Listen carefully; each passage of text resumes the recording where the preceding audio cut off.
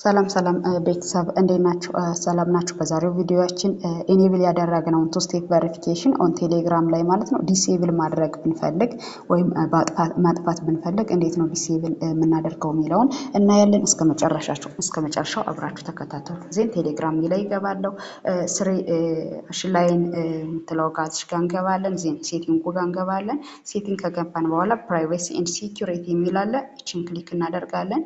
ዜን እዚህ ጋር ቱ ስቴፕ ቬሪፊኬሽን ኦን የነበረውን ቱ ስቴፕ ቬሪፊኬሽን ኦፍ እናደርገዋለን ማለት ነው። ኦን የሚለውን ክሊክ ስናደርግ ይሄ ይመጣልናል።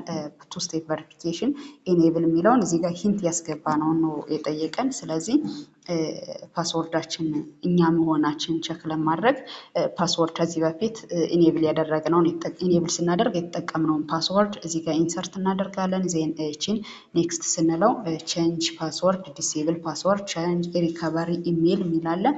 ኢሜሉን መቀየር ከፈለግነ ቼንጅ ሪከቨሪ ኢሜል እንላለን። ፓስወርዱን መቀየር ከፈለግነ ቼንጅ ፓስወርድ እንላለን።